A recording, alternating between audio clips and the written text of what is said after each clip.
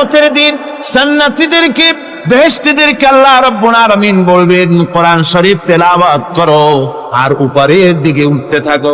কোরআনে যেভাবে দুনিয়ার বুকে কোরআনে কারীম তুমি মুখস্থ করেছিলে ধীরে ধীরে তেলাওয়াত করতে, ওইভাবে ধীরে ধীরে কোরআন তেলাওয়াত করো আর উপরের দিকে উঠতে থাকো।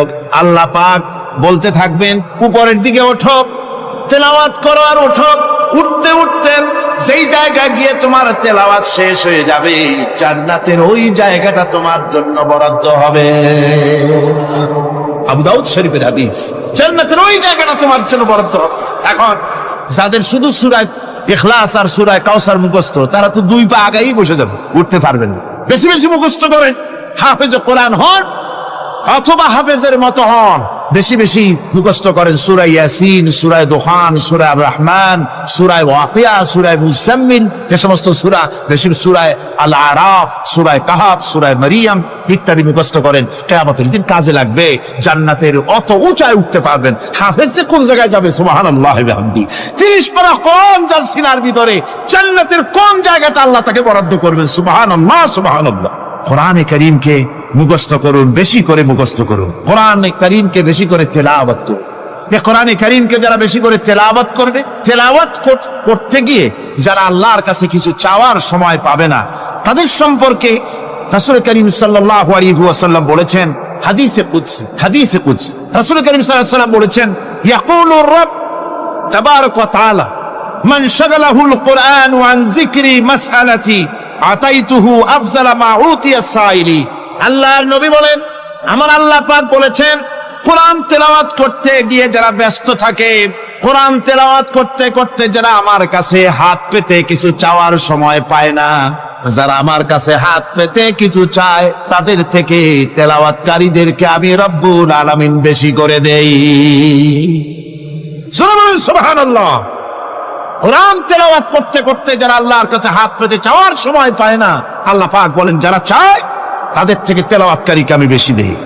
আমার বন্ধুগণ, শুধু তাই নয়, এ কোরআনে কারীম যারা তেলাওয়াত করবে, আমল করবে, কিয়ামতের দিন তার মা বাবার মাথার উপরে আল্লাহ রাব্বুল আলামিন, আবু দাউদ শরীফের হাদিসে এসেছে, তার মা বাপের মাথার উপরে নূরের টুপি পরিধান করানো হবে। এমন নূরের টুপি, এমন নূরের তাজ পরানো হবে, চন্দ্র সূর্যের আলোকে ম্লান করে দেবে। হাসরবাসীরা প্রশ্ন করবেন, এ লোকটি কে? কোন ফেরেশতা নাকি বলে না, কোন নবী নাকি বলে না, তবে কি ইনি কে? জবাব হবে, ইনি হচ্ছেন সেই ব্যক্তি যিনি তার সন্তানদেরকে কোরআন শিখিয়েছিলেন। কোরআন শিখানোর কারণে আল্লাহ রাব্বুল আলামিন আজ তার মা বাপের মাথার উপরে নূরের টুপি পরিধান করে হাসরের ভিতরে মর্যাদা দিলেন। কিয়ামতের দিন দুনিয়া মর্যাদা পাওয়া যাবে, আখিরাতেও মর্যাদা পাওয়া যাবে যদি কোরআনে কারীমকে তেলাওয়াত করা যায়, আমল করা যায়, বোঝা যায়, তাহলে এই সমস্ত নিয়ামত আল্লাহ পাক দান করবেন। সুতরাং এই এত বড় নিয়ামত থেকে আমরা যেন কেউ বঞ্চিত হয়ে না যায়। কোরআন হচ্ছে এমন এক কিতাব যার তাফসীর লেখা হয় নাই। পৃথিবীতে এমন কোন ভাষা নাই, পৃথিবীর উল্লেখযোগ্য সবগুলি ভাষায় কোরআনে কারীমের তাফসীর লেখা হয়েছে, কিন্তু কোন মুফাসসির আজ পর্যন্ত কথা বলেন নাই যে আমি যে তাফসীর লিখছি এর চাইতে ভালো তাফসীর আর কেউ লিখতে পারেও না আর পারবেও না, এটা শেষ, আর তাফসীর লেখা লাগবে না। এ কথা কেউ বলতে পেরেছে? জোরে বলেন, পেরেছে?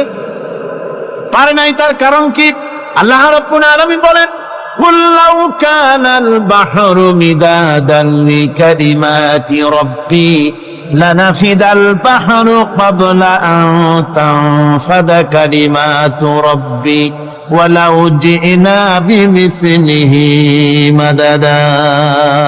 আল্লাহ পাক বলেন, নবী আপনি বলুন, আমার রবের কথাগুলি লেখার জন্য যদি সমুদ্রের পানিগুলি, সমুদ্রের সমস্ত পানিগুলি যদি কালিতে পরিণত হয়ে যায়, আর আমার রবের কথাগুলি যদি লেখা শুরু হয়ে যায়, আমার রবের কথাগুলি লেখার পূর্বে সমস্ত সমুদ্রের পানিগুলি শেষ হয়ে যাবে। তারপরে যদি আবার সমুদ্র ভরে দেওয়া হয়, আরো যদি লেখা হয়, তবুও আমার রবের কথা লেখা শেষ হবে না। আল্লাহ রাব্বুল আলামিন বলেন, وَلَوْ أَنَّ مَا فِي الْأَرْضِ من شجرة أقلام والبحر يمده من بعده 7 أبحر ما نفدت كلمة الله আল্লাহ রাব্বুল আলামিন বলেন মা নাফিদাত কালিমাতুল্লাহ আল্লাহ পাক বলেন 7টা সমুদ্রের পানি যদি একত্রিত করা হয় 7টা সমুদ্রের পানি যদি এক জায়গায় করা হয় এই পানিগুলি যদি কালিতে পরিণত হয়ে যায় আর পৃথিবীর সমস্ত গাছগুলি যদি কলমে পরিণত হয়ে যায় ওই গাছগুলি দিয়ে যদি ওই পানির কালি দিয়ে আমার প্রভুর কথা আল্লাহ রাব্বুল আলামিনের কোরআনের কথা যদি লেখা শুরু হয়ে যায় লিখতে লিখতে সমস্ত পানিগুলি গাছগুলি শেষ হয়ে যাবে আল্লাহ পাকের কালামের ব্যাখ্যা লেখা শেষ হবে না মা নাফিদাত কালিমাতুল্লাহ আল্লাহর কথা লেখা শেষ হবে না এত বড় বিরাট আজিম কিতাব আল্লাহ পাক আমাদেরকে দান করেছেন সুবহানাল্লাহ করেন এই কিতাবের এত বড় গুরুভার আল্লাহ রাব্বুল আলামিন বলেছেন লাউ আনজালনা হাযাল কুরআন আলা জাবালিন লারাআইতাহু খাশিআন মুতাসাদ্দিআন মিন খাশিয়াতিল্লাহ আমি যদি এই কোরআনকে পর্বতের উপরে নাযিল করতাম তাহলে তুমি দেখতে পেতে আমার ভয় ভীত সন্ত্রস্ত হয়ে পাহাড়গুলো চূর্ণ বিচূর্ণ হয়ে যেত এত বড় আসিফ কিতাব আমি তোমাদেরকে দান করেছি যার গুরুভার বহন করতে কেউ রাজি হয়নি পাহাড় পর্বত কেউ রাজি হয়নি মানুষ রাজি হয়েছে এই মানুষের উপরে আমি এটা অবতীর্ণ করেছি গোটা বিশ্ববাসীর সামনে এই কিতাব আমি দিয়েছি তোমাদেরকে এর দ্বারা হেদায়েত তোমরা গ্রহণ করবে কিয়ামতের দিন আল্লাহর এই বিরাট নিয়ামত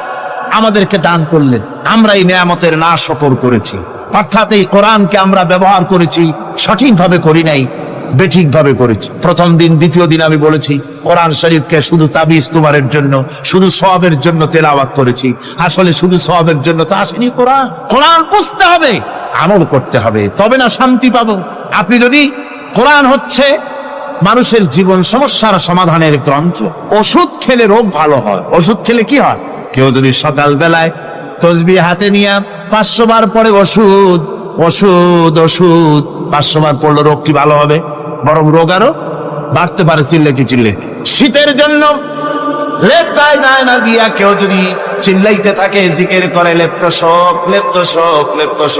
শীত কি বন্ধ হবে নাকি পানির পিপাসায় ছটফট করে মানুষ যদি চিল্লায় পানি পানি পানি পানি পানি পানির পিপাসা আরো বাড়বে তাহলে কি বোঝা গেল পিপাসা লাগলে পানি পান করতে হবে শীত লাগলে কম্বলটা গায়ে দিতে হবে রোগ হলে ওষুধটা খেতে হবে তাহলে সব সমস্যার সমাধান হবে অনুরূপ ভাবে আমরা শুধু কোরআনে কারীমকে তেলাওয়াত করি সবের নিয়তে তার হুকুমগুলি জীবনের উপরে আমল করি না বলে আজকের জীবন আমাদের বিপর্যস্ত হয়েছে ব্যক্তিতে পরিবারে রাষ্ট্রে শান্তি নাই কোথাও শান্তি নাই এই কারণে আর কিয়ামতের দিন রাসূল আসামি করবেন তাদেরকে যারা কোরআন অমান্য করেছে রাসূল হবেন বাদী হবেন কে যারা বলেন কে বাদী হবে রাসূল আসামি হবে কারা যারা কোরআন ছেড়ে দিয়েছে আল্লাহ রাব্বুল আলামিন বলেন وقال الرسول يا رب إن قوم اتخذوا هذا القرآن مهجورا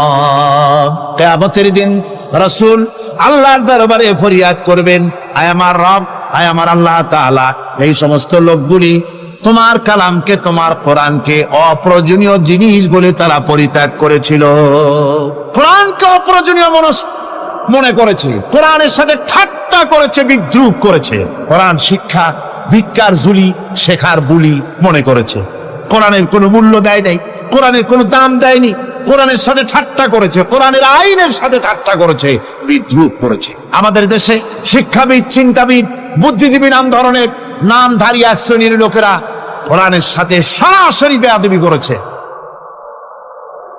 আহমদ শরীফ বলেছে পরকাল নাই আল্লাহ বলছেন পরকাল আছে আর আহমদ তো না ওটা কি এই আহমক সে বলেছে পরকাল নাই বিবাহ মানি না কবর আযাব মানি না কিয়ামতের দিন বিচার হবে তাও মানি না অস্বীকার করেছে এটাকে নিয়ে ঠাট্টা করেছে আহমদ শরীফ লিখেছেন নিজে যে আল্লাহ বলতে কেউ নাই মানুষ তাকে চিন্তা করে সৃষ্টি করেছে স্রষ্টা বলতে কেউ নাই তারপরে আর একটা মেয়ে লোক আমি ওটার নাম নিতে ঘৃণা বোধ করি। এটি হচ্ছে চরম ধর্মদ্রোহী, রাষ্ট্রদ্রোহী, নাস্তিক, জাহান্নামের কীট, ডাস্টবিনের আবর্জনা। এই মেয়ে লোকটি বলেছে, তার বইতে লিখেছে, বেহেশত হচ্ছে এক অসভ্য উদ্যান। কোরআন শরীফে আল্লাহ পাক বলেছেন, আমলে সালেহ যারা করবে, নবীরা, ওলিরা, সিদ্দিকিন, সোহাদা সব যাবে জান্নাতে। আর সেই জান্নাতকে এই হাবিসা, এই নিকৃষ্ট ধর্মদ্রোহী, রাষ্ট্রদ্রোহী মহিলা, এই সে বলেছে বেহেশত হচ্ছে এক অসভ্য উদ্যান। পৃথিবীর অতৃপ্ত বহুগামী পুরুষেরা তাদের থাকার জায়গা হবে ওই বেহেশতের মধ্যে। যেরকম নাউজুবিল্লাহ। এই মেয়ে লোকটি সমগ্র নারী জাতির কলঙ্ক। ভারত, বাংলাদেশের শ্রেষ্ঠ শত্রু ভারত, এই শয়তানকে পয়সা দিয়া পুষতেছে। কলকাতায় দাওয়াত দিয়ে আনন্দ পুরস্কার দিয়েছে। সে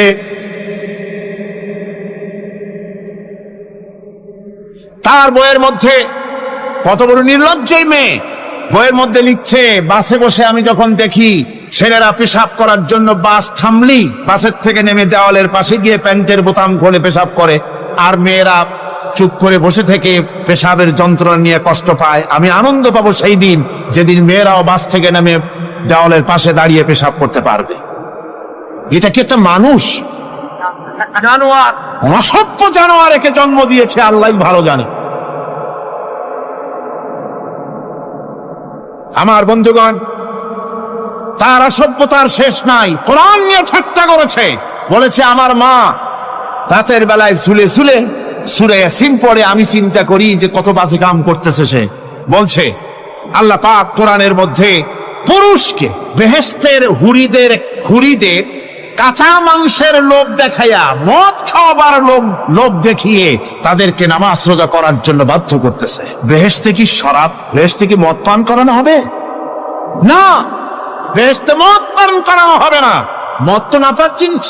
আল্লাহ পাক বলছেন বেহেশতে পান করানো হবে। ওয়াসাকাহুম রাব্বুহুম শারাবান তাহুরা। জান্নাতের ভিতরে আল্লাহ পাক শরাবে তাহুর পান করাবেন, যেটা নিজেও পাক এবং যে পান করবে সেও পবিত্র হয়ে যাবে। সুবহানাল্লাহ। সুতরাং এই কোরআন নিয়ে ঠাট্টা বিদ্রুপ যারা করেছে, কিয়ামতের দিন আল্লাহর দরবারে তাদেরকে উঠতে হবে, আজ হোক কাল। আমি জানি না বাংলাদেশ সরকার ভারতের ভয়ের চোটে এই মেয়ে লোককে পুলিশ প্রহারা দিয়া পুষতেছে নাকি আমার বুঝে আসে না। বাংলাদেশ সরকারের পররাষ্ট্র মন্ত্রণালয় রীতিমতো আসামির কাঠগড়ায় দাঁড়িয়ে বিবৃতি দিয়েছেন এবং তাকে পুলিশ প্রহরার ভিতরে রেখেছে। বাংলাদেশের দণ্ডবিধি অনুযায়ী ওর তো ফাঁসি হয়ে যাওয়া উচিত। কোরআনের বিরুদ্ধে কথা বলেছে, আল্লাহর কোরআন নিয়ে ঠাট্টা করেছে। আমার বন্ধুগণ, কিয়ামতের দিন যখন এরা উপস্থিত হবে আল্লাহর দরবারে, আল্লাহ রাব্বুল আলামিন কোরআনের সাথে যারা ঠাট্টা করেছে, বিদ্রুপ করেছে, কোরআনের আইনকে নিয়ে যারা ঠাট্টা বিদ্রুপ মজাক উড়াইছে, কিয়ামতের দিন তাদেরকে বলা হবে ওয়াকিলাল ইয়াউমা নানসাকুম কামা নাসিতুম লিকা ইয়াউমিকুম হাদা। কিয়ামতের দিন আল্লাহ রাব্বুল আলামিন কোরআনের ঠাট্টাকারী, কোরআনের বিদ্রুপকারী, কোরআনের আইনের অমান্যকারীদেরকে বলবেন, আমি আজকে তোমাদের ভুলে গেলাম, যেমন করে তোমরা এই দিনে আমার সঙ্গে সাক্ষাৎকারের কথা ভুলে গিয়েছিলে। তোমরা যেমন আমার আজকের এই কিয়ামতের দিনের কথা যারা ভুলে গিয়েছিলে, আজকে আমিও তোমাদেরকে ভুলে গেলাম। এরপরে কি হবে? ওয়ামাওয়াকুমুন নার ওয়ামা লাকুম মিন নাসিরিন। আল্লাহ পাক বলেন এরপরে এদের জায়গা হবে জাহান্নাম, আর এদের সাহায্যকারীও কেউ থাকবে না, জাহান্নামে চিরকাল থাকতে হবে। এটা এই জন্য যে তারা আল্লাহর কোরআনের সঙ্গে ঠাট্টা করেছে, বিদ্রুপ করেছে, কোরআনের আইন মানে নাই, কোরআনের আইনকে অমান্য করে চলেছে। এই জন্য কিয়ামতের দিন আল্লাহ রাব্বুল আলামিন তাদেরকে শাস্তি প্রদান করবেন। পৃথিবীর বুকে আল্লাহ নাজিল করেছেন। শুধু তেলাওয়াত করবেন ঝুলে ঝুলে, এই জন্য নয়। কি জন্য নাজিল হলো এবার উদ্দেশ্য শুনুন। আল্লাহ পাক বলেন আর রহমান আল্লামাল কুরআন। আল্লাহ রাব্বুল আলামিন তিনি হলেন এমন দয়াবান, এমন রহমান, যিনি কোরআন শিখালেন। কি কারণে শিখালেন? কোরআন নাজিলের উদ্দেশ্য কি? আল্লাহ পাক বলেন ইন্না আনজালনা ইলাইকাল কিতাবা বিল হাক্কি লিতাহকুমা বাইনান নাসি বিমা আরাকাল্লাহ। আল্লাহ পাক বলেন এই কিতাব আমি আপনার প্রতি অবতীর্ণ করেছি এই জন্যে যাতে করে আপনি আল্লাহর প্রদর্শিত এই বিধান অনুযায়ী মানুষের উপরে বিচার ফয়সালা করতে পারেন। মানুষের উপরে আইন চলবে আল্লাহ। কার আইন? জোরে বলেন কার আইন? আলা লাহুল খালক ওয়াল আমর। সৃষ্টি যার, আইন চলবে কার? আল্লাহ পাক বলেন এই জন্য নাজিল করলাম, কোরআন নাজিল করেছি যাতে করে কোরআনের আইন দিয়ে বিচার ফয়সালা করতে পারেন, সেই জন্যই কোরআন নাজিল করলাম। আসলে আল্লাহ নবীর এই পৃথিবীতে আগমনের উদ্দেশ্য ওটাই ছিল। হুয়াল্লাযী আরসালা রাসূলাহু বিল হুদা ওয়া দীনিল হক লিইয়ুযহিরাহু আলাদ-দীনি কুল্লিহি ওয়া কাফা বিল্লাহি শাহীদা। আল্লাহ রাব্বুল আলামিন বলেন আমি আমার রাসূলকে দ্বীনে হক সত্যের বিধান সহকারে দুনিয়ায় প্রেরণ করেছি। লিইয়ুযহিরাহু আলাদ-দীনি কুল্লিহি আয় লিইয়ুগলিবাহু আলা সাইরিল আদিয়ান। সমস্ত আদিয়ানে বাতিলের উপরে আমার দ্বীনকে বিজয়ী করে দেওয়ার জন্য আমি রাসূলের কাছে কিতাব সহকারে তাকে অবতীর্ণ করেছি। এ দায়িত্ব শুধু মুহাম্মদ সাল্লাল্লাহু আলাইহি ওয়াসাল্লামের ছিল না, দুনিয়ার উপরে আল্লাহর দ্বীন কায়েম করা, আল্লাহর বিধান অনুযায়ী মানুষের বিচার ফয়সালার দায়িত্ব শুধু মুহাম্মদ সাল্লাল্লাহু আলাইহি ওয়াসাল্লামের ছিল না, সমস্ত নবীদের ছিল। কাদের ছিল? সব নবীদের ছিল। ফাবাসাল্লাহু আন-নাবিয়্যিনা মুবাশশিরিনা মুনযিরিন ওয়া আনজালা মা'আহুমুল কিতাবা বিল হাক্কি লিয়াহকুমা বাইনান নাস। আল্লাহ পাক বলেন সমস্ত নবীদের কাছে আমি কিতাব অবতীর্ণ করেছি এই জন্য যে তারা সহজ এবং সোজা পথে যারা চলতে চায় তাদেরকে তিনি সুসংবাদ দিবেন, আর বাঁকা পথে যারা চলবে তাদেরকে তিনি জাহান্নামের ভীতি প্রদর্শন করবেন। আর আমি তার উপরে যে কিতাব অবতীর্ণ করেছি এই কিতাব দিয়ে জনগণের উপরে বিচার ফয়সালা করবে। আইন চলবে আল্লাহর কিতাব দিয়ে। আইন চলবে কি দিয়ে? আল্লাহর কিতাব দিয়ে। আল্লাহর কিতাব অনুযায়ী জনগণকে পরিচালিত করবেন। এই জন্য আমি এই কোরআনকে নাজিল করেছি, অতীত এই কিতাবগুলি নাজিল করেছি। কুল ইয়া আইয়ুহান নাসু ক্বাদ জাআকুমুল হাক্কু মির রাব্বিকুম। আল্লাহ পাক বলেন নবী আপনি বলে দেন, আপনি বলুন হে মানব সকল, আল্লাহর পক্ষ থেকে তোমাদের জন্য মহাসত্য এসেছে। এই মহাসত্য যদি অনুসরণ করো তোমাদের জন্য কল্যাণকর হবে। ওমান দাল্লা ফাইন্নামা ইয়াদিল্লু আলাইহা। আর যদি কোরআনকে অমান্য করো, আল্লাহর কিতাবকে অমান্য করো, তাহলে তোমাদের জন্য অকল্যাণ হবে। আজ আপনারা বলেন আল্লাহর কিতাবের আইন কি আমাদের দেশে চলে? কোরআনের আইন কি চলে? চলে না। কোরআনের আইন চলে না। আমরা কি খুব শান্তিতে আছি? খুব আরামে আছি? শ্রমিকরা তাদের শ্রমের মূল্য পায়, কৃষক তার উৎপাদিত পণ্যের সঠিক দাম পায়, নারী তার সতীত্বের মর্যাদা পায়। জনগণ কি আরামে ঘুমাতে পারে? না, জনগণ রীতিমতো দুবেলা পেট পুড়ে সমস্ত জনগণ খেতে পারে। এর একমাত্র কারণ হচ্ছে কোরআনের আইনকে অমান্য করা হয়েছে। ভালো করে কান পেতে শুনুন। আল্লাহ রাব্বুল আলামিন কোরআনে কারীমের মধ্যে পরিষ্কার করে বলেছেন ওয়ামান লাম ইয়াহকুম বিমা আনজালাল্লাহু ফাউলাইকা হুমুল কাফিরুন। যারা নাকি আমার দেওয়া বিধান অনুযায়ী, কোরআন অনুযায়ী যারা বিচার ফয়সালা করে না, ফাউলাইকা হুমুল কাফিরুন, ফাউলাইকা হুমুজ জালিমুন, ফাউলাইকা হুমুল ফাসিকুন। যারা আমার দেওয়া বিধান অনুযায়ী বিচার ফয়সালা করে না তারা কাফির, তারা জালিম, তারা ফাসিক। সুতরাং এর ভিতরে এই জুলমের মধ্যে জালিমদের অন্তর্গত, ফাসিকদের অন্তর্গত হয়ে বাংলাদেশের বহু মুসলমান, পৃথিবীর বহু এলাকার মুসলমান এর মধ্যে লিপ্ত হয়ে আছে।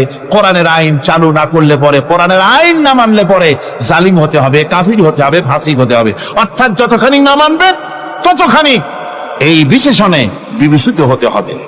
এক শ্রেণীর লোক আছে যারা বলে বেড়ান ধর্ম আর রাজনীতি আলাদা।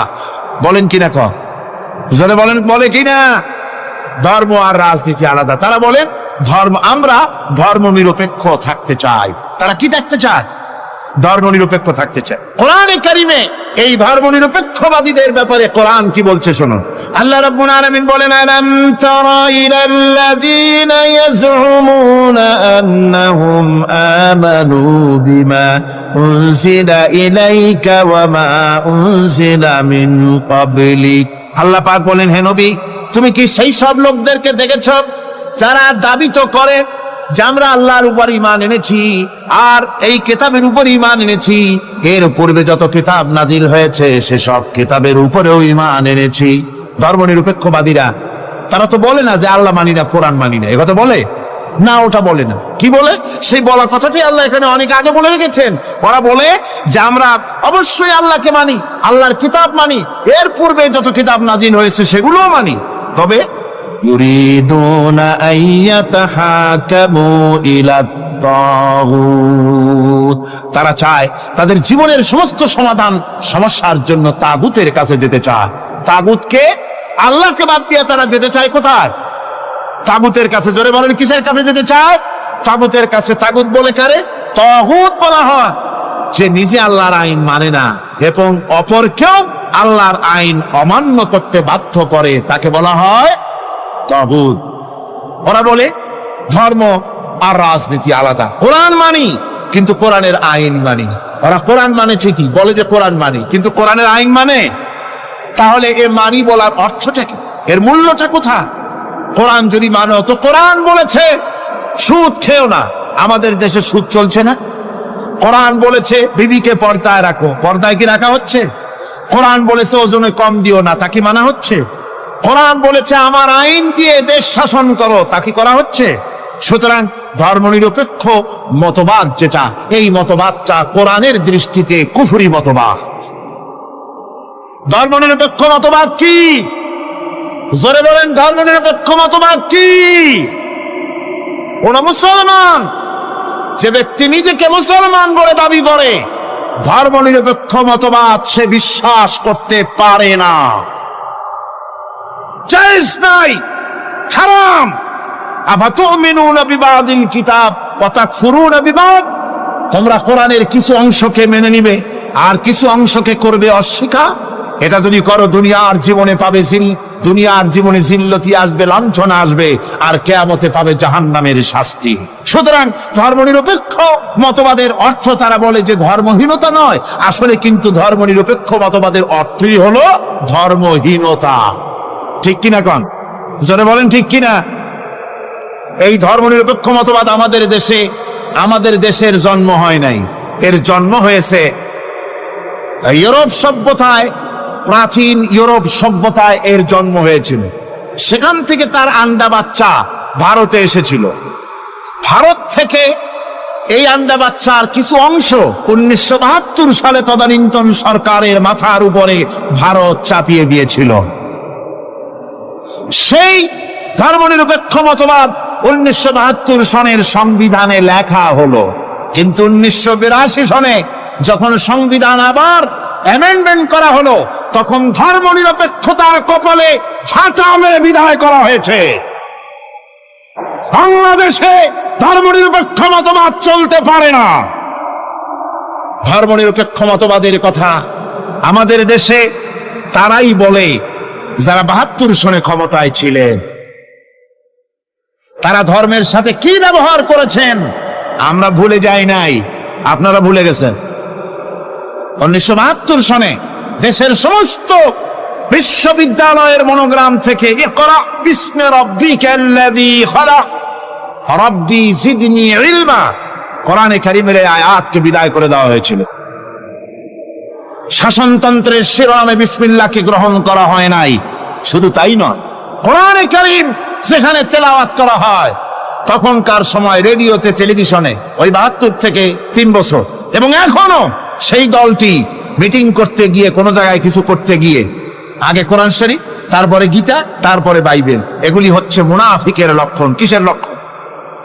যেখানে যেই টেবিলে যেই মঞ্চে কোরআন তেলাওয়াত হয়, বাইবেল গীতা পড়া হারাম পড়া হতে পারে না। কোরআনের চাইতে শ্রেষ্ঠ কিতাব আল্লাহর দুনিয়া আছে? সমস্ত কিতাবকে রাত করেছে কোরআন। হযরত ওমর রাদিয়াল্লাহু তাআলা রাসূল করিম সাল্লাল্লাহু আলাইহি ওয়াসাল্লামের কাছে গিয়ে তাওরাতের একটা পাতা পড়তেছি। হযরত আবু বকর রাদিয়াল্লাহু তাআলা সেখানে চলে এলেন। এসে দেখেন রাসূল করিম সাল্লাল্লাহু আলাইহি ওয়াসাল্লামের চেহারা মোবারক লাল হয়ে গিয়েছে গোসায়। হযরত আবু বকর বললেন, ওমর তুই যদি এর থেকে মরে যেতিস, তুই যদি এর থেকে মরে যেতিস, তুই যদি এর থেকে মরে যেতি।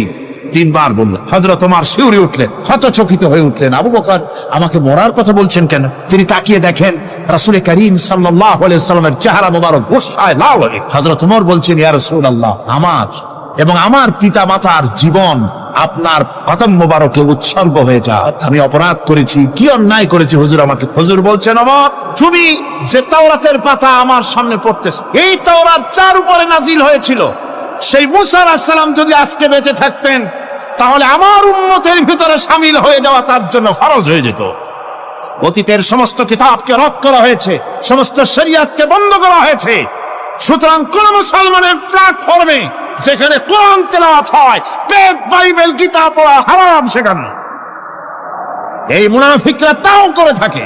আমার মুসলমান ভাইয়েরা, নজরুল ইসলাম কলেজের ইসলাম শব্দ বাদ দিয়ে নজরুল কলেজ করা হয়েছিল। সলিমুল্লাহ মুসলিম হলের মুসলিম শব্দ বাদ দিয়ে শুধু সলিমুল্লাহ হল করা হয়েছিল।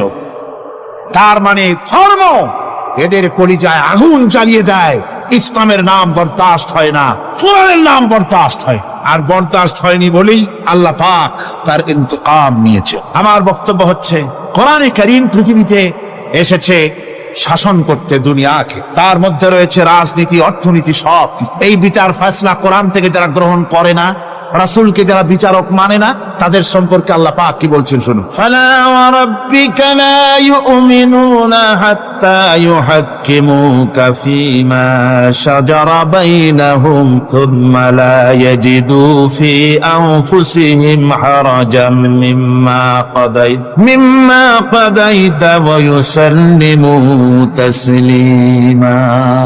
আল্লাহ রাব্বুল আলামিন বলেন, ফালা ওয়া রাব্বিক, কখনো নয় হে নবী, আপনার রবের কসম, কখনোই নয়। ওরা মুমিন নয় যারা নাকি তাদের জীবনের সব কিছুর ব্যাপারে যতক্ষণ পর্যন্ত আপনাকে বিচারক না মানে, আপনার দেওয়া ফয়সালাকে গ্রহণ না করে, এবং আপনি বিচার করার পর ফয়সালা দেওয়ার পরে এটার উপরে দ্বিধাহীন চিত্তে মেনে যতক্ষণ না নিবে, ততক্ষণ পর্যন্ত তারা যত ঈমানের দাবি করুক, তারা আসলে মুমিন না। এ ফতোয়া কার? এ ফতোয়া কার? আল্লাহ রাব্বুল আলামিনের ফতোয়া। কখনো মুমিন হতে পারবে না যারা রাসূলুল্লাহকে ফয়সালাকারী হিসেবে গ্রহণ না করবে, কোরআনকে সংবিধানের উৎস হিসেবে গ্রহণ না করবে। কোরআন এসেছে আইনের কিতাব হিসেবে পৃথিবীর মানুষকে পরিচালিত করার জন্য। আজ এই কোরআনের আইন যারা মানে সেখানে শান্তি পায়, কোরআন যেখানে মানে না সেখানে শান্তি হয়। আল্লাহ পাক পরিষ্কার বলেছেন, কোরআনের আইন মেনে চলো। আর যারা এই কোরআনকে অমান্য করবে তাদের শাস্তি কি হবে? আল্লাহ পাক বলেন, আল্লাযীনা কাযযাবু বিল কিতাবি ওয়া বিমা আরসালনা বিহি রুসুলানা ফাসাউফা ইয়ামালুন। আল্লাহ পাক বলেন, আমি যে কিতাব নাজিল করেছি, এই কিতাবকে যারা মিথ্যা মনে করে, কিতাবকে যারা অস্বীকার করে, কোরআনের আইন যারা মানে না, আমি যে রাসূলের উপরে যা নাজিল করেছি সেগুলির উপরে যারা ঈমান আনে না, এগুলিকে যারা মানে না, তাদের জন্য এর পরিণতি তারা খুব শীঘ্রই টের পাবে। খুব শীঘ্রই তাদেরকে পরিণতি দেওয়া হবে। কিয়ামতের দিন তাদেরকে আল্লাহ রাব্বুল আলামিন জাহান্নামে প্রবেশ করাবেন। কোরআনের অবমাননাকারীদের জায়গা কোথায় হবে? কোথায় হবে তাদের জায়গা? জাহান্নামের ভিতরে হবে। সুতরাং আমরা কোথায় যেতে চাই? জাহান্নামে না জান্নাতে? বেহেশতে যদি যেতে চাই, দুনিয়ায় যদি শান্তি চাই এবং আখিরাতে যদি মুক্তি পেতে চাই, তাহলে আমাদেরকে কোরআনের আইনকে মানতে হবে। কিসের আইন মানা লাগবে? কোরআনের আইন মানতে হবে। কোরআনে কারীমের নাজিল হলো, আল্লাহ পাক যে কোরআন আমাদের শিখালেন, আর রহমান আল্লামাল কোরআন, যে কোরআন তিনি আমাদের শিখালেন। এই কোরআন নাজিলের পদ্ধতি ছিল মদিনা এবং মক্কা। রাসূলের মক্কি জিন্দেগিতে কিছু নাজিল হয়েছে, আর মদনী জিন্দেগিতে নাজিল হয়েছে কিছু। মক্কা শরীফে যেগুলি নাজিল হয়েছে সে সূরাগুলো ছিল তাওহীদ, রিসালাত এবং আখিরাতের উপরে নির্ভর করে।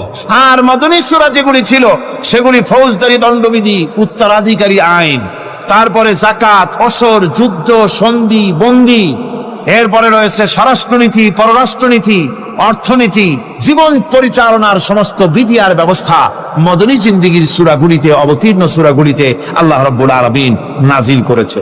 কোরআন শরীফ মানুষের সকল সমস্যার সমাধান দিয়েছে। এখানে আমি এখন তার কিছু নমুনা পেশ করছি আপনাদের সামনে, আপনাদের বোঝার জন্য যে কোরআন, অনেকে বলে যে কোরআনের তাফসীরের ভেতরে রাজনীতির আলোচনা হয়। রাজনীতি সেইটুক করি যেটুকুন আল্লাহ কোরআনে করেছেন। জোরে কোন আলহামদুলিল্লাহ। এর থেকে বাড়ায় কিছু বলি নাকি? কোরআন যেটুকুন করেছে, রাসূলুল্লাহ যেটুকুন করেছে, একজন মুসলমান হিসাবে তা করা আপনার আমার জন্য কি সুন্নত, নফল? ওইটা করা কি তোর এখন? এটা করা আমাদের জন্য ফরজ। সেই জন্য আমি কিছু নমুনা পেশ করছি আপনাদের সামনে, বুঝতে পারবেন যে কোরআন শুধু নামাজের কথা নিয়ে আসে নাই। কোরআনের মধ্যে আয়াত সংখ্যা কত? ৬,৬৬৬। এটা ঠিক না, কিছু কম আছে। ৬,০০০ কয়েক শত, ভালো করে গুণে দেখা দরকার। তো এই যে আয়াতে কারিমা যেগুলি রয়েছে এর মধ্যে মাত্র ৫০০ আয়াত হচ্ছে হুকমে শরঈ। ভালো করে শোনো, ৫০০ আয়াত আদেশ এবং নিষেধ জাতীয়। এটা করো, ওটা করো না, এটা হালাল, ওটা হালাল। এ হলো ৫০০। তো এই যদি ৫০০ হয় তাহলে বাকি ৬,০০০ কি? বাকি ৬,০০০ ইতিহাস, দর্শন, বিজ্ঞান, রাজনীতি, অর্থনীতি, সমাজনীতি, উত্তরাধিকারী আইন, পররাষ্ট্রনীতি, স্বরাষ্ট্রনীতি, মানুষের জীবনে যা দরকার, ইহকাল, পরকাল, কবর, হাসর, মিজান, সিরাত, জান্নাত, জাহান্নাম, এসব কিছু আল্লাহ পাক বাকি হাজার হাজার আয়াতের মধ্যে বলেছেন। তো ৫০০ আয়াতের পরিচিতি আমাদের জানা আছে, নামাজ, রোজা, হজ, যাকাত, হালাল, বৈধ, অবৈধ ইত্যাদি সম্পর্কে। কিন্তু বাকি আয়াতগুলিতে আমাদের জীবন পরিচালনার ব্যাপারে আল্লাহ পাকের কথা শুনুন, কিভাবে এই কথাগুলি আল্লাহ পাক আমাদের বলছেন। বিচার পদ্ধতি সম্পর্কে শুনুন। কোরআন যে বিচার পদ্ধতি আমাদেরকে দিয়েছেন, নিরঙ্কুশ ন্যায় বিচারের কথা কোরআন বলেছে। কোরআন বলেছে বিচার হতে হবে কি ধরনের? ওয়াইদা হাকামতুম বাইনান নাসি আন তাহকুমু বিল আদল। কোরআন শরীফ বলেছে তোমরা যখন লোকদের মাঝে বিচার ফয়সালা করবে তখন অবশ্যই সুবিচার করবে, জাস্টিস, ন্যায় বিচার করবে। এই ন্যায় বিচার করতে গিয়ে তোমার সামনে যদি বিজাতীয় কোনো লোক আসামি হয়ে দাঁড়ায়, অমুসলিম, তখন বিচারটা কিভাবে করবে? কোরআনে কারীম বলছে ওয়ালা ইয়াজরিমান্নাকুম শানাআনু কওমিন আলা আল্লা তা'দিলু। কোন বিশেষ শ্রেণীর বিচার কাজ করতে গিয়ে, কোন বিশেষ শ্রেণী বা জাতির বিচার কার্য পরিচালনা করতে গিয়ে তাদের প্রতি বিদ্বেষ যেন তাদেরকে, তুমি যেন জুলুম করে না বসো, তখন যেন তুমি ইনসাফ করতে পারো, তাদের উপরে জুলুম করবে না। সে যদি তোমার জাতের লোক না হয়, বিচার করতেছে তুমি বিচারক হিসাবে সঠিক বিচার করবে, বিচারের মানদণ্ডকে কখনো খেলাধুলা করবে না, ভালো সুবিচার করবে। এটা হচ্ছে কোরআনে কারীমের কথা। আর আত্মীয় স্বজনের বিচার সম্পর্কে বলা হচ্ছে যে তোমরা বিচার নিয়ে, সুবিচার নিয়ে তোমরা দাঁড়াও, দণ্ডায়মান হও সুবিচার নিয়ে। মুসলমানেরা তোমরা যখন বিচার করবে তখন এই বিচার করতে গিয়ে ওয়ালাউ আলা আনফুসিকুম আবিল ওয়ালিদাইনে ওয়াল আকরাবিন, সে যদি তোমার নিজের বিরুদ্ধেও যায় বিচার, তা যদি তোমার সন্তান সন্ততি, ভাই ব্রাদার, মা বাপ ইত্যাদির বিরুদ্ধেও যদি চলে যায়, ইয়াকুন গানিয়ান আও ফাকিরান, যদি সে গরিব হয়, যদি সে ধনীও হয়, বিচারের বেলায় কোন রকম তারতম্য করবে না, আপন হোক পর হোক, বিচার করতে হবে সঠিক। এটা কার কথা? আল্লাহর। জোরে বলেন কার কথা? পৃথিবীর কোন ধর্মগ্রন্থের কথা বলেছে? পৃথিবীর কোন জাতি কথা বলেছে? কোরআন বলেছে এই সুবিচারের কথা। সুবিচার করতে হবে, বিচারের বেলায় খবরদার আপন পর এবং কোন ধর্মের লোক এই চিন্তা করতে যেও না। কোরআনে কারীমের রয়েছে, কোরআনে কারীমের মধ্যে রয়েছে ফৌজদারি দণ্ডবিধি, জুডিশিয়াল ল, ফৌজদারি দণ্ডবিধি। এখানে একটা কথা বলে নিতে হয়, আল্লাহর আইন, মূল কথাটা কি? আল্লাহর আইন। আল্লাহর আইনের কথা শোনা মাত্রই এক শ্রেণীর লোকেরা মনে করে আল্লাহর আইন মানেই হলো হাত কাটা, আল্লাহর আইনের অর্থই হলো গলা কাটা, আল্লাহর আইনের অর্থই হলো দৌড়া মারা। এটা একটা বাজে কথা। আল্লাহ পাকের আল্লাহ কি এইরকম একটা বদমেজাজি দারোগার মতো? আল্লাহ যে মানুষ পাইলেই খালি পিটাবে আর হাত কাটবে। একটা কথা হইল, হাত কাটা, গলা কাটা, এটা কখন সুবিচার প্রতিষ্ঠিত হয়ে যাবে, খাওয়া পড়ার গ্যারান্টি মিলবে, তারপরে যদি কেউ চুরি করে দৃষ্টান্তমূলক শাস্তি দাও হাত কেটে। এর আগে না, মদিনা মুনাওয়ারায় হযরত ওমর রাদিয়াল্লাহু তাআলা আনহুর সময় অনাবৃষ্টির কারণে দুর্ভিক্ষ দেখা দিয়েছিল। তখন হযরত ওমর জাস্টিসদেরকে, ম্যাজিস্ট্রেটদেরকে ডেকে পরিষ্কার ভাবে এলান করে দিয়েছিল, এখন যদি কোনো চোর ধরা পড়ে, এই দুর্ভিক্ষ চলাকালীন কোন চোর যদি ধরা পড়ে আর প্রমাণিত হয় পেটের জ্বালায় চুরি করেছে, খবরদার তার হাতকে তোমরা কাটবে না, খবরদার হাত কাটবে না। ইসলাম তো আগে পেটে দেয়, আগে কোথায় দেয়? পেটে, তারপরে দেয় পিঠে, আগে দেয় না। মানুষের খাওয়া পড়া, শিক্ষা, চিকিৎসা, বাসস্থান সবটার গ্যারান্টি দেওয়া হয়। মদিনায় যখন এই গ্যারান্টি এসে গেল, চোরের হাত কাটা আইন মক্কায় নাজিল হয় নাই, নাজিল হয়েছে মদিনা মুনাওয়ারায় রাসূলের মদনী জিন্দেগিতে। কোন সময়? যখন রাসূলুল্লাহ প্রেসিডেন্ট, রাসূলুল্লাহ কি যখন রাসূলুল্লাহ কি রাষ্ট্রপতি, সেই সময় মানুষ দরজা খুলে ঘুমাবার সুযোগ পেল, খাওয়া পড়া, শিক্ষা, চিকিৎসা, বাসস্থানের গ্যারান্টি পেল। এই সময় আল্লাহ রাব্বুল আলামিন তিনি যখন দেখলেন ইসলামী সমাজ ব্যবস্থা কোরআনের আইনের মাধ্যমে মানুষ সব রকমের নিরাপত্তা লাভ করেছে, পেটের সমস্যার সমাধান হয়ে গেছে, তখন আল্লাহ আইন জারি করলেন, আস-সারিকু ওয়াস-সারিকাতু ফাকতাউ আইদিয়াহুমা, চোর পুরুষ হোক আর নারী হোক উভয়ের হাত কেটে দাও, পুরুষ হোক আর নারী হোক এখন উভয়ের হাত কেটে দাও, দৃষ্টান্তমূলক শাস্তি হোক, যাতে করে এই চুরি আর না কেউ না করে। পেটে খাবার আছে, চাকরি আছে, ওষুধ আছে, শিক্ষা আছে, থাকার মতো জায়গা আছে, এখন চুরি করো কেন? তাহলে বোঝা যাবে এটা নেশায় পরিণত হয়েছে। কি হয়েছে? নেশা। তখন তো আর চোরকে বসায় সেলুট করা আর যাবে না, এখন হাতটা কাটিয়া একটা শাস্তি দিয়ে দাও। আমাদের দেশে কিন্তু চোরের হাত কাটা আইনের ব্যাপারে কোন চোরেরা আজ পর্যন্ত মিছিল করে না। বাংলাদেশের কোন ছোট ছোট চোর, যেমন তাল চোর, বেল চোর, কচু চোর, ছাতি চোর, জুতা চোর, আরো যত ছোট ছোট চোর, এই সব চোরেরা কি কোনোদিন মিছিল করেছে যে চোরের হাত কাটা আইন মানি না, মানবো না? বলেছে কেউ? বলে। কিন্তু এই আইনের বিরুদ্ধে সোচ্চার কারা? কোন চোরেরা?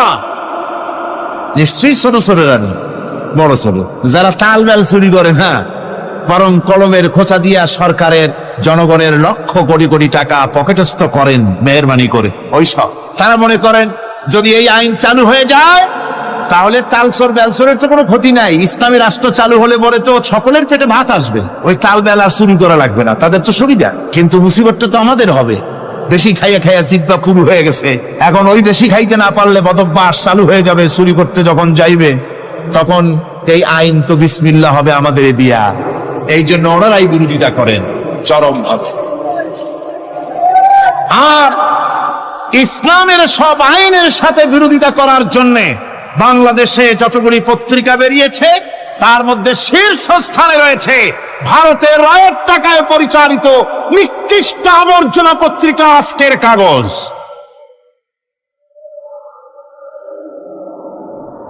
ওই কাগজে, এই কাগজে একটা প্রবন্ধ লেখা হয়েছে আজ, সেই প্রবন্ধে লেখা হয়েছে ধর্মভিত্তিক রাজনীতি এমনি এমনি নিষিদ্ধ করা যাবে না, সম্ভব হবে না, এটাকে একেবারে গোড়া থেকে উপড়ে ফেলে দিতে হবে। মাওবাড়ির আবদা ভারতের টাকা নিয়ে লাফালাফি করছে আজকে, তারা বাংলাদেশ থেকে ধর্মভিত্তিক রাজনীতি নিষিদ্ধ ঘোষণার জন্য পায়তারা চালাচ্ছে এই পত্রিকার মাধ্যমে। এই পত্রিকার একমাত্র কাজ গোটা জাতি সত্তাকে দ্বিধা বিভক্ত করা, ইসলামের বিরুদ্ধে ইয়াং জেনারেশনকে খেপিয়ে তোলার জন্য আদা পানি খেয়ে লেগেছে, ধর্মভিত্তিক রাজনীতি নিষিদ্ধ ঘোষণা করার জন্য আপ্রাণ প্রচেষ্টা চালাচ্ছে। সংসদে পর্যন্ত এই বক্তব্য উঠানো হয়েছে, তাই না? সংসদে উত্থাপিত হয়েছে ধর্মভিত্তিক রাজনীতি নিষিদ্ধ ঘোষণা করতে হবে। আমি বলেছি ধর্মভিত্তিক রাজনীতি নিষিদ্ধ ঘোষণা করে ফেলেছিল রাশিয়া, আর রাশিয়ার যেই পার্লামেন্টে বসে ধর্মভিত্তিক রাজনীতি নিষিদ্ধ ঘোষণা করা হয়েছিল, যে পার্লামেন্টের ঘোষণার বলে লক্ষ লক্ষ মুসলমানদেরকে জমা করা হয়েছে রাশিয়ায়, যে পার্লামেন্টের ঘোষণার বলে মসজিদ মাদ্রাসা ভেঙে চুরি একাকার করে দেওয়া হয়েছিল রাশিয়ায়, যেই পার্লামেন্টে বসে আলেম ওলামা পীর দরবেশদেরকে হত্যা করার জন্য নির্দেশ দেওয়া হয়েছিল রাশিয়ার যে পার্লামেন্ট থেকে, সেই দেশ আজ আর আস্ত নাই, দেশটা টুকরা টুকরা হয়ে গিয়েছে।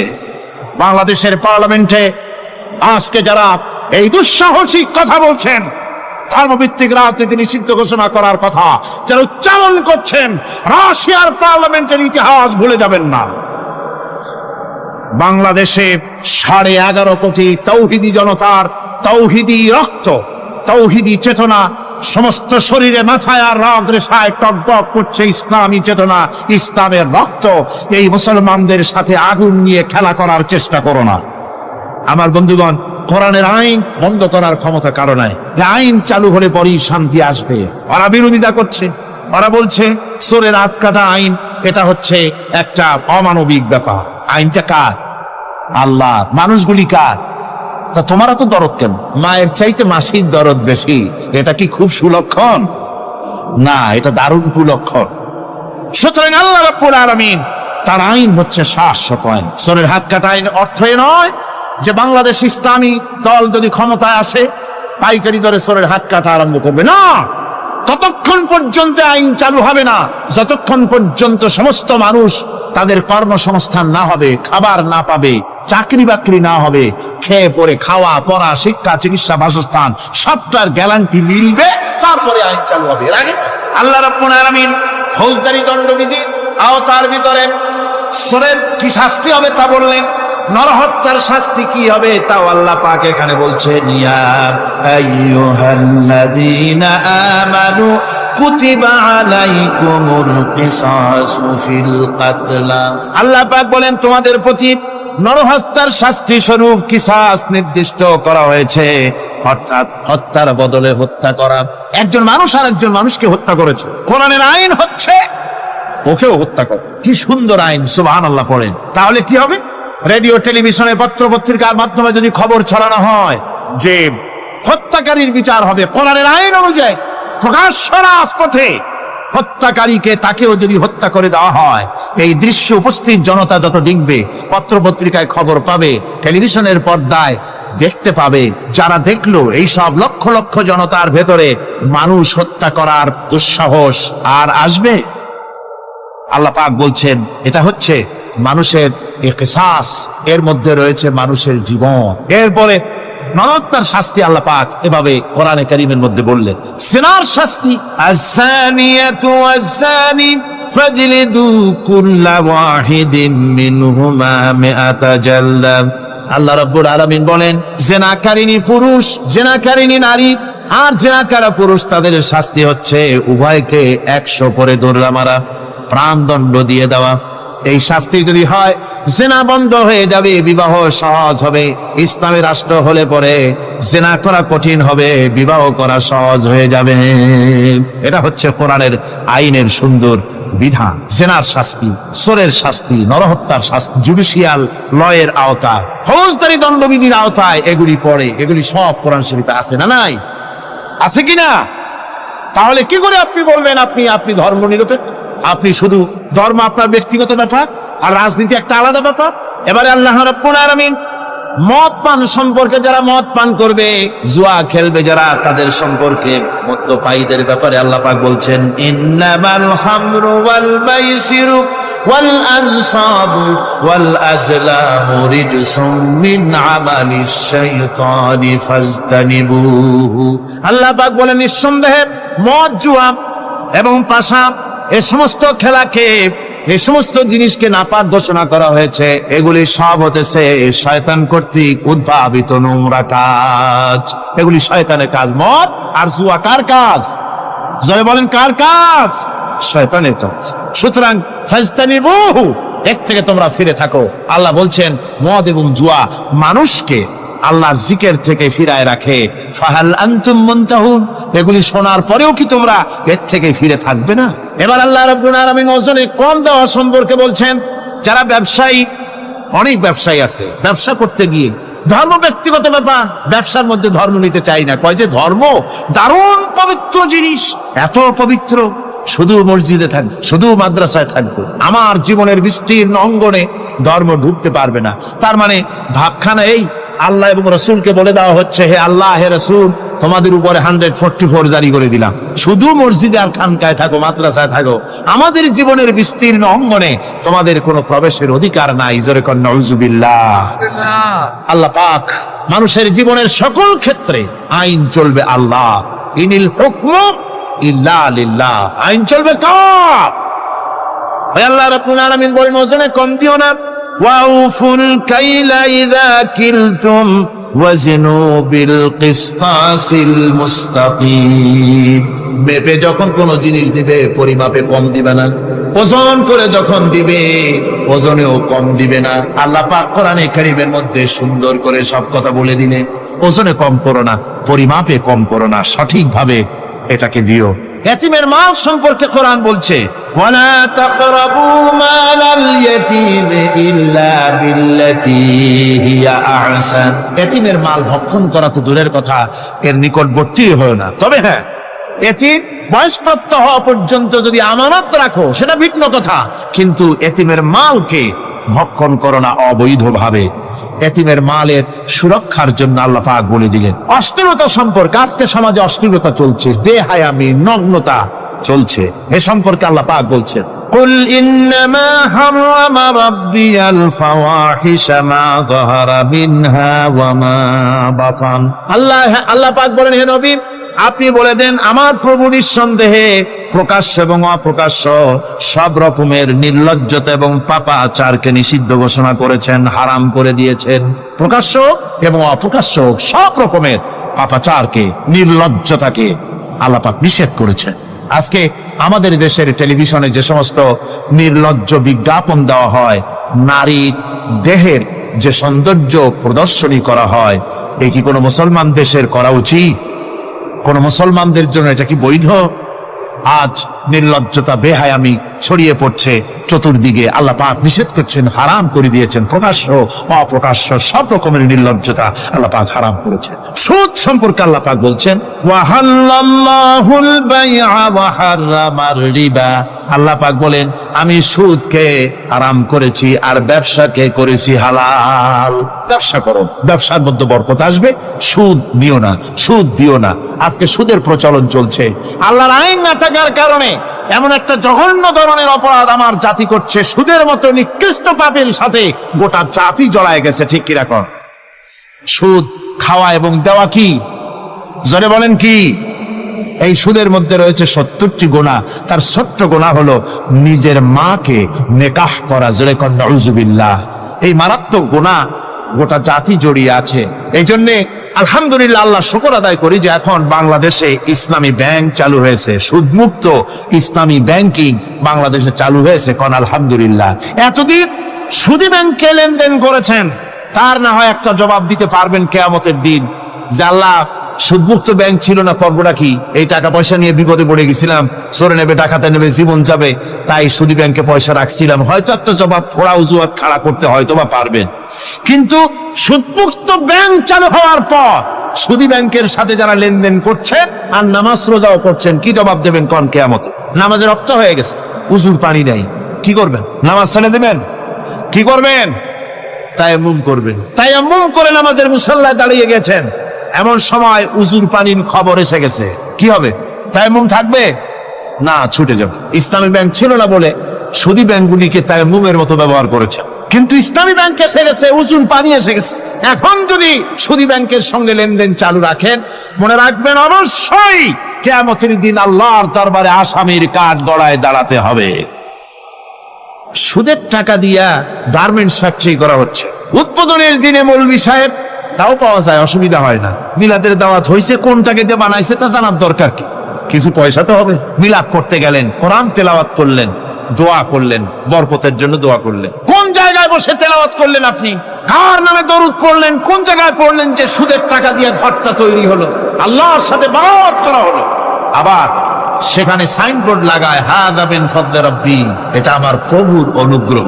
নাউযুবিল্লাহ। প্রভুর অনুগ্রহ সুদের টাকা দিয়ে ঘর বানানো? কবি বলছেন, ये इमारत बनी है सूद से आए मेरे मुरब्बी ये इमारत बनी है सूद से आए मेरे मुरब्बी और इस पे लिखा है हादा बिन फضل रब्बी এই বিল্ডিং তৈরি হয়েছে সুদের টাকা দিয়ে আর কি ভাগ্যের বিড়ম্বনা কি পরিহাস সেই সুদের টাকার বিল্ডিং এর উপরে লেখা হচ্ছে হাদা বিন ফضل রব্বি এটা আমার আল্লাহর অনুগ্রহ নাউযুবিল্লাহি মিন যালিক কোরআন তেলাওয়াত করে উদ্বোধন করা হচ্ছে দরুদ পড়ে উদ্বোধন করা হচ্ছে না আল্লাহর সাথে বাগাবত করা হচ্ছে সুতরাং আল্লাহ পাক বলছেন আমি সুদকে হারাম করেছি ব্যবসাকে করেছি হালাল এই সুদ থেকে যদি না ফেরো ফাইন লাম তাফআলু ফাদানু বিহারবিন মিনাল্লাহি ওয়া রাসূলি আল্লাহ রাব্বুল আলামিন বলেন যদি এই সুদ থেকে না ফেরো যদি এই সুদ থেকে বিরত না থাকো তাহলে আমি আল্লাহ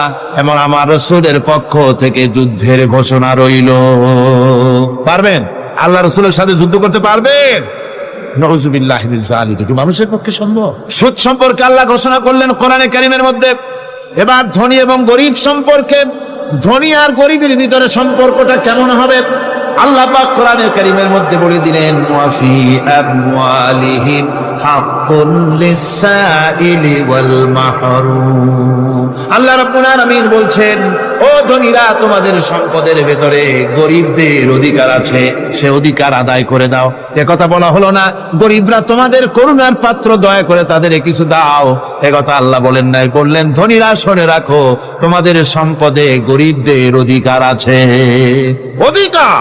অধিকার তাদের ফিরিয়ে দাও এরপরে আল্লাহ পাক বললেন কাইলা ইয়াকুনা দুলাতাম বাইনাল আগনিয়াই মিনকুম তোমাদের সম্পদগুলি যেন তোমাদের ধনশালী লোকদের হাতে যেন পুঞ্জীভূত না হয়ে যায় দেশের সমস্ত সম্পদ কোটি কত লোকের হাতে যেন পুঞ্জীভূত না হয় বরং তার যাকাত ফিতরা সাদকা এককালীন দান ইত্যাদির মাধ্যমে জনগণের কাছে যেন তা পৌঁছে যায় এক জায়গায় যেন পুঞ্জীভূত হয়ে না থাকে এভাবে করে আল্লাহ পাক মানুষের জীবনের সাথে সম্পৃক্ত কথাগুলি বলছেন রাষ্ট্র ব্যবস্থা সম্পর্কে বলছেন ওয়া আমরুহুম শুরা বাইনাহুম রাষ্ট্র পরিচালনা করতে গিয়ে তাদের সাথে পরামর্শ ভিত্তিক রাষ্ট্র চালাও স্বৈরাচার হয়ে ক্ষমতায় বসে থেকো না ইচ্ছে মাফিক দেশ চালায়ও না ডিক্টেটর হয়েও না পরামর্শ ভিত্তিক দেশ পরিচালনা করো এভাবে করে আল্লাহ রাব্বুল আলামিন রাষ্ট্রপ্রধানকে বললেন ওয়াসাবিরুহুম ফিল আমর প্রত্যেকটি ব্যাপারে রাষ্ট্রের সব ব্যাপারে তাদের সঙ্গে পরামর্শ করে নাও পরামর্শ সবার সঙ্গে পরামর্শ করে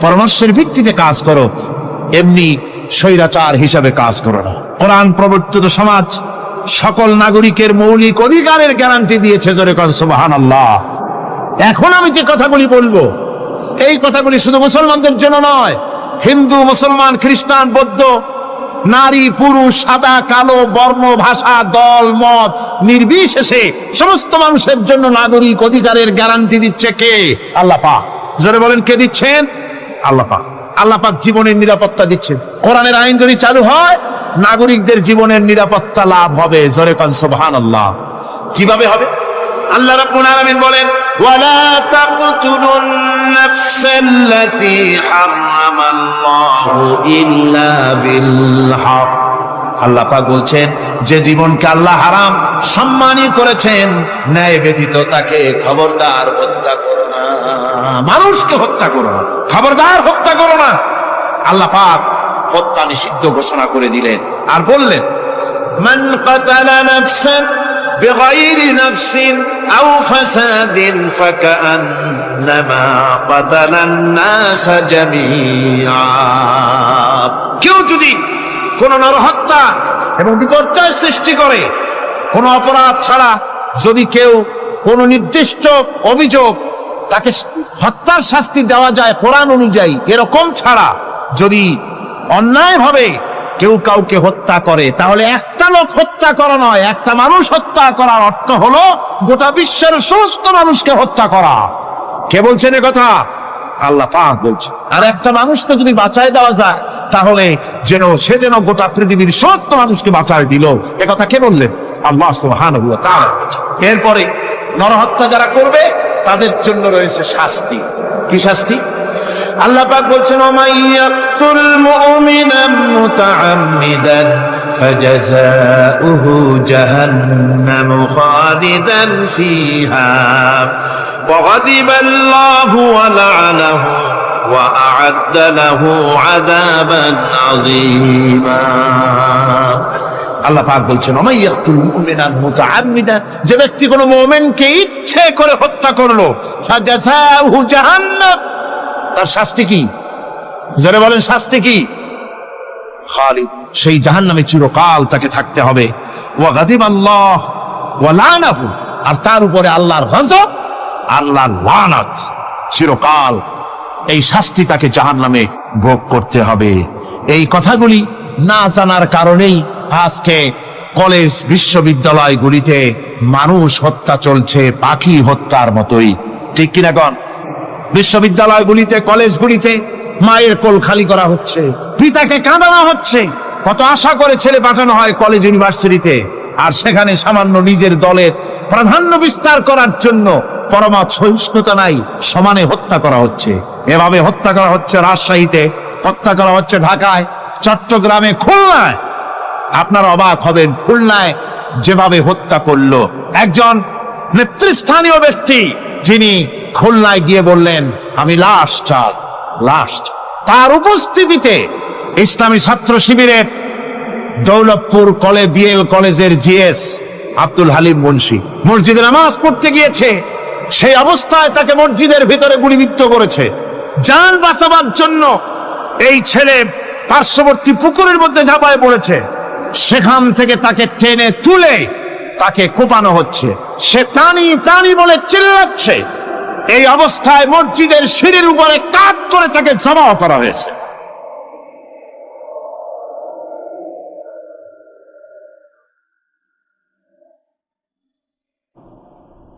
এরপরে খুলনা আলিয়ার মাদ্রাসার ছাত্র, এতিম ছাত্র, দুপুর বেলায় খানা খেতে বসেছে, সেই খানা খাওয়া অবস্থায় তাকে গুলি করে ছোরা দিয়ে কুপিয়ে কুপিয়ে তাকে দুনিয়া থেকে বিদায় করা হয়েছে।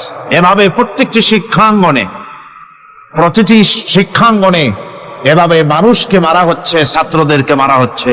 যারা মারছে আমি তাদের উদ্দেশ্যে বলতে চাই, যারা তোমরা মানুষ হত্যা করতেছো, পাখির মতো শিকার করতেছো, মনে রেখো আল্লাহর বিচার দু রকমের হয়, একটা হয় দুনিয়ায় আর একটা হয় আখিরাত। দুনিয়ায় তুমি যার সন্তানকে হত্যা করেছো, যার সন্তানকে হত্যা করে যার মা বাপকে কাঁদাইছো, দুনিয়ার শাস্তিটা এভাবে আল্লাহ তোমাকে দিবেন, তুমিও নিহত হবে। তুমি যাকে হত্যা করেছিলে তার মা বাপ যেমন কেঁদেছে, তোমার মা বাপও তেমন কাঁদবে। তুমি যদি কাউকে হত্যা করে তার স্ত্রীকে বিধবা করে থাকো, তোমাকেও আল্লাহ হত্যা করাবেন এবং তোমার স্ত্রীও বিধবা হবে। তুমি যদি কাউকে হত্যা করে তার সন্তানকে এতিম বানায় থাকো, অবশ্যই তুমিও নিহত হবে, নিহত হবে, আর তোমার সন্তানেরা এতিম হয়ে কাঁদতে ভিক্ষাও মিলবে না, আল্লাহ এমন করে ছাড়বেন। অন্যদেরকে তুমি যদি একটা গুলি করে কারো বুককে ঝাঁঝরা করে থাকো, অসংখ্য গুলি তোমার বুকটাকে ঝাঁঝরা করবে। আল্লাহর কসম, যেভাবে মানুষ মেরেছ এইভাবে এর থেকে নৃশংসভাবে তুমিও মরবে, কোনো সন্দেহ না। আল্লাহর এই বিচার হবে।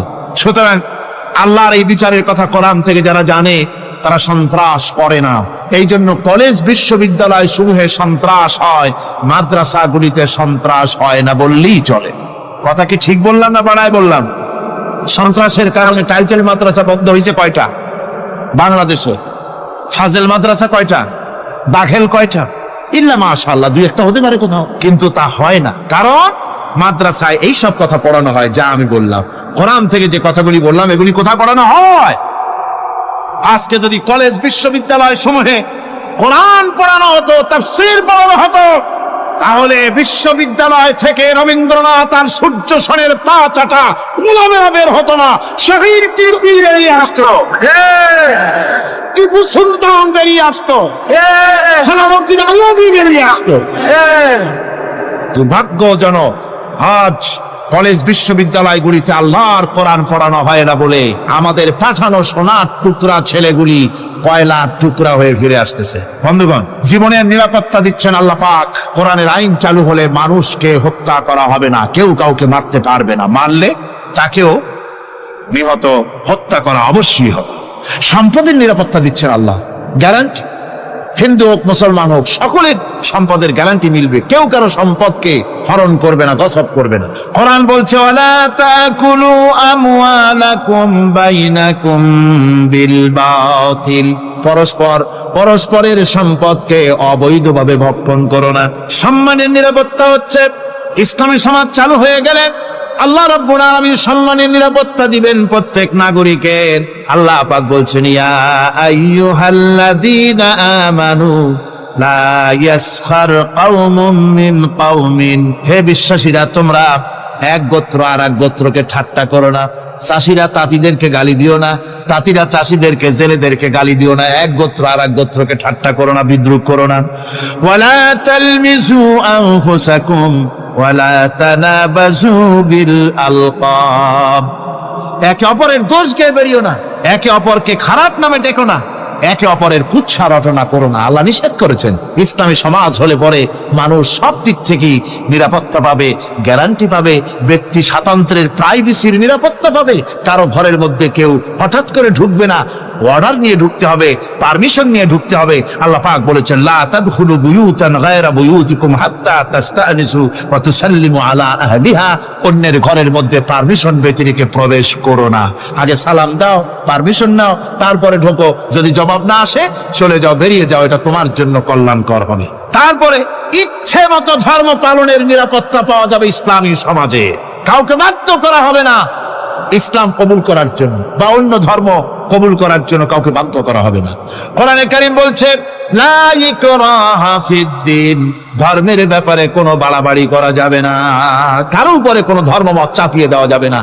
যার ইচ্ছে তার ইচ্ছে মতো স্বাধীনভাবে তার ধর্মকর্ম পালন সে করতে পারবে। এই ধর্ম পালনের কথা বলতে এসে আমার মনে পড়লো এবছরের হিন্দুদের দুর্গাপূজার কথা। আপনারা বলতে পারেন যে কি এর মধ্যে কি ঢুকাই দিলেন? ঠিকই ঢুকাইছে। আমি বুঝি না যে কেমন ধর্ম। আপনারা আমারে কোন দেশের প্রধান বিরোধী দল তারা যদি বলে যে আমাদের এই দাবি যদি সরকার না মানে তাহলে 1 বছরের ভেতরে আমার দলে যত লোক আছো কেউ জুমার নামাজ পড়বা না, তাহলে তাদের দলের লোকেরা তা কি মানবে? বিএনপি যদি বলে, সরকারে যারা আছে, যে আমাদের এই সমস্ত কথা যদি বিরোধী দল না মানে তাহলে আমার দলের কোন লোক ঈদের নামাজ পড়বে না, শুনবে কেউ? শুনবে না। আমার ভাইরা, কোরআনে কারীমের আলোচনা শেষ দিকে এসেছে। আমরা মুনাজাত করব। এখন মুনাজাতের জন্য দাঁড়ানো ভাইয়েরা এক মুহূর্তে বসে পড়ুন। আজকে আপনাদের জন্য দারুণ সুখবর আছে। আজ কোরআনে কারীমের আলোচনা শুনে, কোরআনে কারীমের প্রতি মুগ্ধ হয়ে, ইসলামের আদর্শ উদ্বুদ্ধ হয়ে 5 জন অমুসলিম ভাই ইসলাম কবুল করতে এসেছে।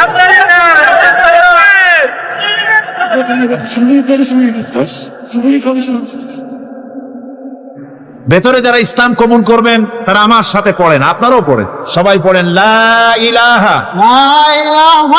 ইল্লাল্লাহু মুহাম্মাদুর রাসূলুল্লাহ, আল্লাহ ছাড়া কোন ইলাহ নাই, মাবুদ নাই, উপাস্য নাই, মুহাম্মদ সাল্লাল্লাহু আলাইহি ওয়াসাল্লাম আল্লাহর প্রেরিত রাসূল।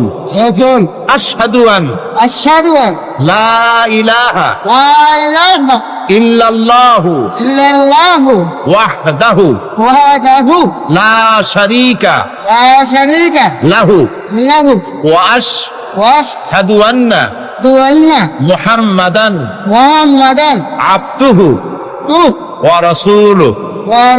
আমি সাক্ষ্য দিচ্ছি আল্লাহ ছাড়া কোন ইলাহ নাই, মাবুদ নাই, উপাস্য নাই, তিনি একক নিরঙ্কুশ, তার কোন অংশীদার নাই।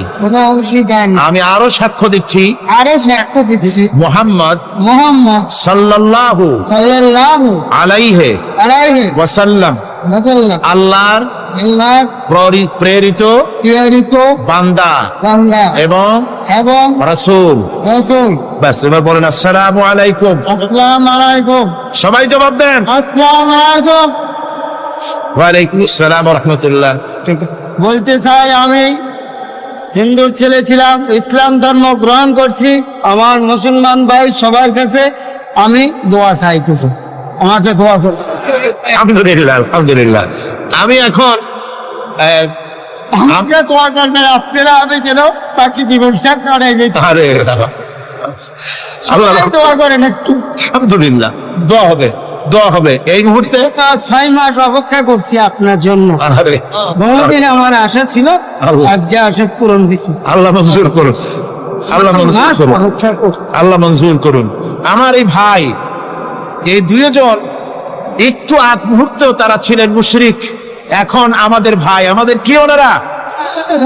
ওনাদের অবস্থা এখন এই হয়েছে, ওনার চোখে ধর্ম কিছু নাই, বৌদ্ধ ধর্ম এটা কিছু নেই, সব জায়গায় ঘুরেছিলাম, ওদের ধর্মের ভিতরে কিছু নেই। আল্লাহ কালাম ছাড়া কিছু নাই। মুসলমান মুসলমান কেসে করে আল্লাহর কালাম ছাড়া কিছু নেই। আলহামদুলিল্লাহ।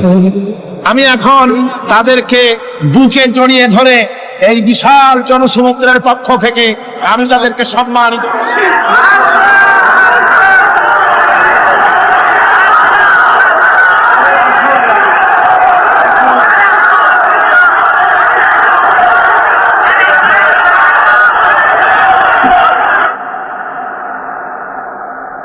আমরা মুনাজাত করব, আল্লাহর কাছে দোয়া করব। আল্লাহুম্মা আমিন। ربنا ظلمنا أنفسنا وإن لم تغفر لنا وترحمنا لنكونن من الخاسرين. آمين. ربنا لا تزغ قلوبنا بعد إذ هديتنا وهب لنا من لدنك رحمة إنك أنت الوهاب. رب العالمين, দীর্ঘ রজনী পর্যন্ত তোমার বান্দারা লক্ষ লক্ষ মানুষ কোরআনে কারীমের কথা শুনেছে, তোমার হাবিবের কথা শুনেছে। আয় আল্লাহ তাআলা, তুমি দয়া করে মেহেরবানি করে তেলাওয়াত এবং দরুদ ও সালামের সওয়াব রাসূল করিম সাল্লাল্লাহু আলাইহি ওয়াসাল্লামের রূহ মুবারকে পৌঁছে দাও। ربنا تقبل منا إنك أنت السميع العليم وتب علينا إنك أنت التواب الرحيم. سبحان ربك رب العزة عما يصفون وسلام على المرسلين الحمد لله رب العالمين. واجعل آخر كلمة عند الموت لا إله إلا الله محمد رسول الله. السلام عليكم ورحمة الله.